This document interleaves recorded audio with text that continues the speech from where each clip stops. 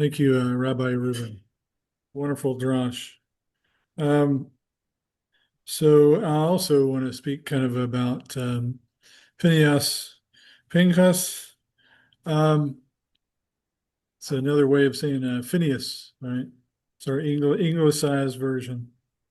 So about maybe 2 years ago, I gave a kind of a little class on sins unto death.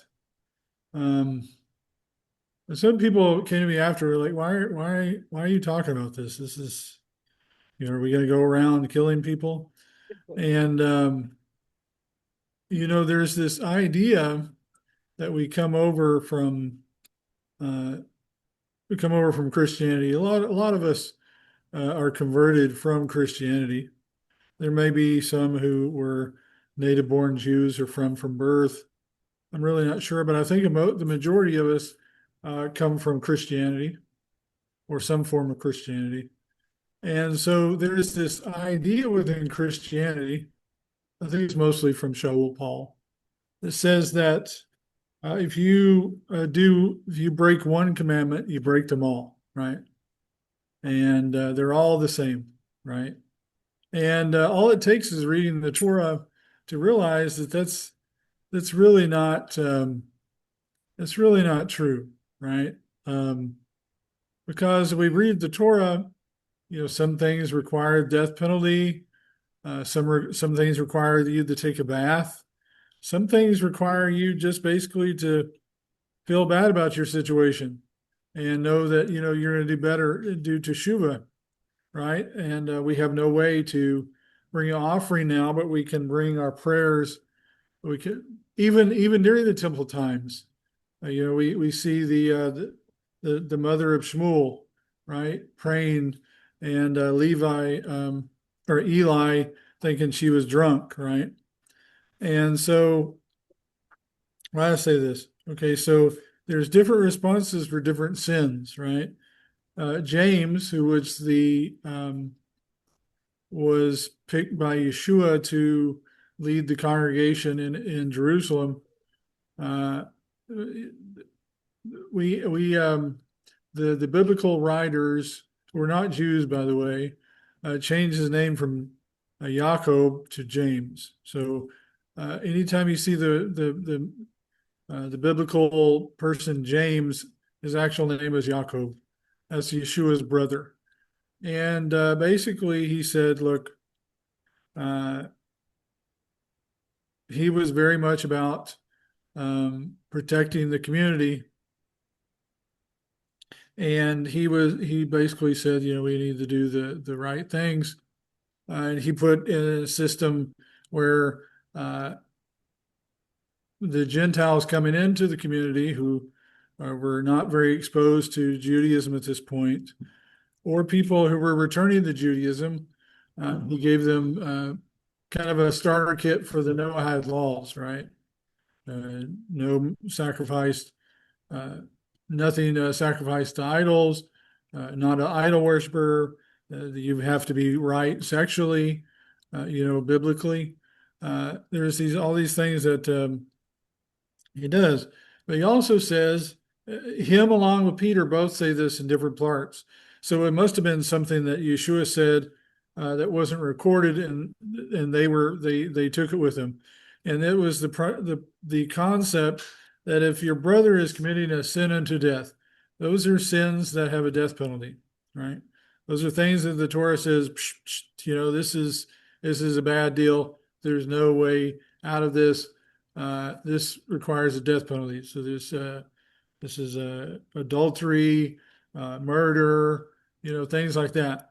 But Yeshua was also explicit about if you see certain things like extreme anger, things like that, you need to nip it in the bud, because these things, if you continue on doing it, it'll produce this sin you can't come back from, right? So basically, Jacob is saying, listen, if you see one of these sins, you need to confront it. You need to confront it immediately. And that's not something that's easy to do, but it requires that to be in a community. Now, we're not supposed to be looking and searching it out, but if it happens, publicly, then you address it publicly. But he says that if it's not ascended to death, you basically pray for it, right? Now, we see these things that other things that can cause problems within communities. Uh, I would say that the alphabet stuff,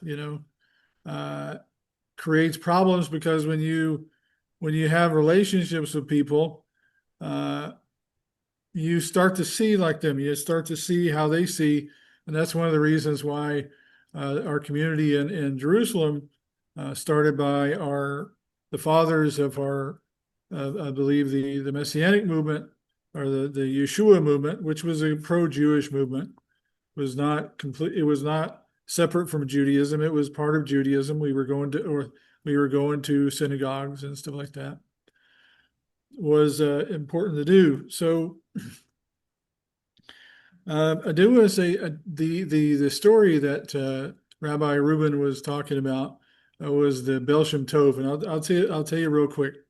So the Bel Shem Tov, uh, he said he heard about this shoemaker in a little bit south to him, and he was like, "Is this a hidden Zodic?" People are like, "This man is so amazing, and he wants to meet with you." So he said, "Okay, I'll spend the night, and I'll get there early in the morning. And I'll do shakrit with him."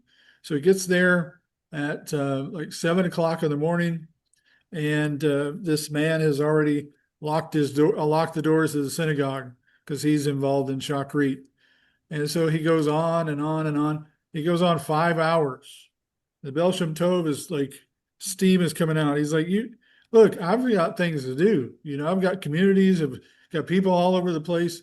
Look, why did you take 5 hours?" He said, "Well, I started shakrit. You weren't here. So I just did the shakrit." And he came back and he said, "Look, this is my sitter."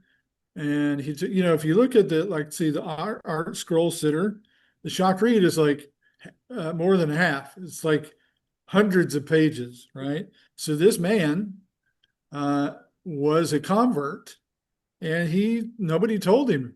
Nobody told him this is the right way to do shakrit. He basically learned his Judaism because he would go off to a synagogue, and he started his own synagogue.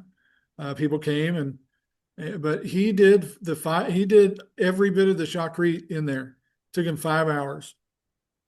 And then Bel Shem Tov says, "Okay, well, this is how you actually do it. This is how I do it because I'm the Bel Shem Tov." Now, a lot of times Bel Shem Tov is very, very humble, but this particular story, he wasn't. And he kind of gave a bunch of bookmarks, right? And he said, "Okay, you do this, you do this, you do that, and then you got 45 minutes. You can go out and go about your day." So the Bel Shem Tov, these stories, they add stuff. And so supposedly the Bel Shem Tov jumped on this big lily pad and floated down the river, right? and and just about this time, all this man's bookmarks flew out of the sitter, and he had no way to look. And so he's waving at the Bel Shem Tov, and he jumps on a lily pad and starts floating. Right, he's trying to catch up to the Bel Shem Tov. Bel Shem Tov looks over his shoulder. He's like, "Oh my goodness, this guy has the gifts from Hashem that he's able to float on water like me." And so he pulls over, and they get off the river together, and he discusses, basically Hashem is like, "Listen, if you want to do it for 45 minutes, you do it for 45 minutes. If I tell this man over here to do it for 5 hours, that's good for him. Both are equal." And so Bel Shem Tov was basically saying, "Listen, whatever you have, bring that to Hashem, and Hashem will use it." So we have a responsibility to confront sin, as far as sins that really matter and can do extreme damage to communities. But we're not supposed to blast somebody for doing a sin that Hashem is working with them, because like Yeshua said, each of us have our own proclivities. Hashem has given us things to overcome, and then Hashem has also given us things that we do really good, right?